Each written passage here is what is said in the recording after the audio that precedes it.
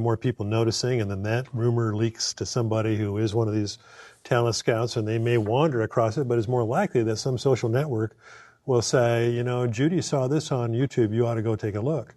And they go take a look and they say, you know, that's one cut above. Maybe we'll see if they did anything else, and on the story goes, and before you know it, they've been It's really just an enlargement of what we had before. You know, as a band before, you'd go pack up your stuff in a van, and you'd play a gig everywhere you can, and somebody would maybe discover you. Now you pack up your stuff and you put it on MySpace. But this is and maybe somebody will run across you. Yeah. And you still do the gigs.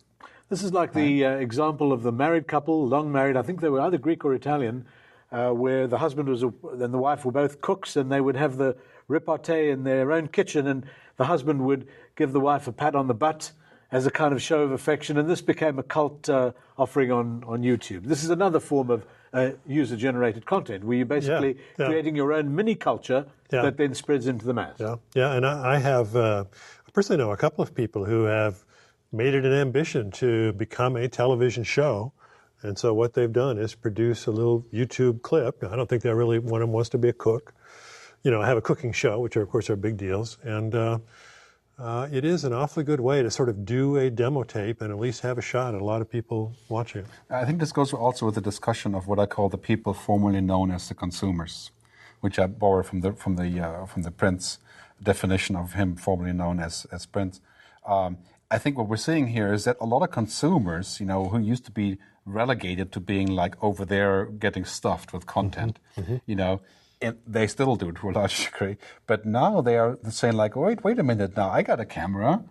You know, can I be like this guy? And of course, probably they can't, but at least they can try it and they can experiment. And this is a great creative process for the average person, right? Even though you may ultimately sort of be full of shit of actually achieving the same status, you know, you still, it's a process, right?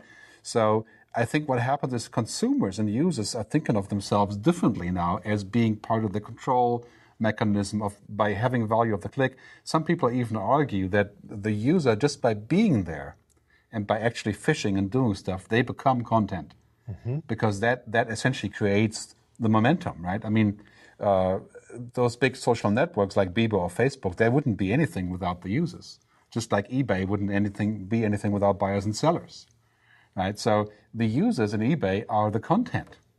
Right, so eventually, I think if you think this is down 5 or 10 years down the road, is an active user, no matter what they do on your network, is going to create a lot of value. So it's better to have the user than not to have a user, pretty much under any circumstance. Yeah, and it ties into the idea of the sort of merging of let's call it real life or physical life and life on the network. Those things become more and more intertwined so that you're just kind of in both spaces at once.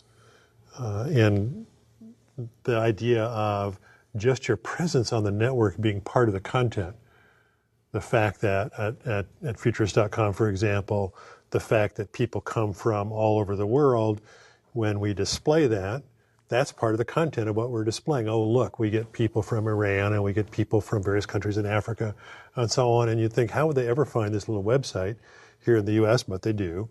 And in fact, it becomes a powerful content statement to say these visitors came from all over and they had no intention of being part of the content. I think where it really undermines media and traditional media is in the definition of copyright and usage right? Again, because me as the regurgitator of this content, you know, the reuser, you know, I mess with this system because I'm remixing it, I'm putting a video and synchronizing it with some music. And all of this being UGC. Yeah, all of this being qualified as a cool stuff you can do on the web. You know, there's hundreds of websites, Splashcast and what's it called, iWire, not iWire, whatever. There's hundreds of them, including Kite and others, that allow all these things to happen, right?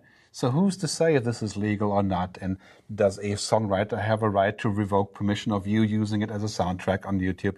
That's bringing up a myriad of issues. Bottom line is for the media owners participating in all of this and getting your hooks into these crowds. That is the crucial, that's the next radio, right? That is the next way of getting your foot in the door, right?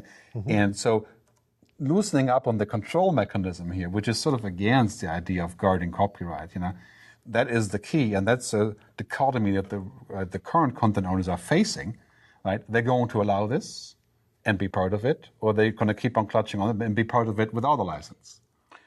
This is such an interesting discussion, interesting argument.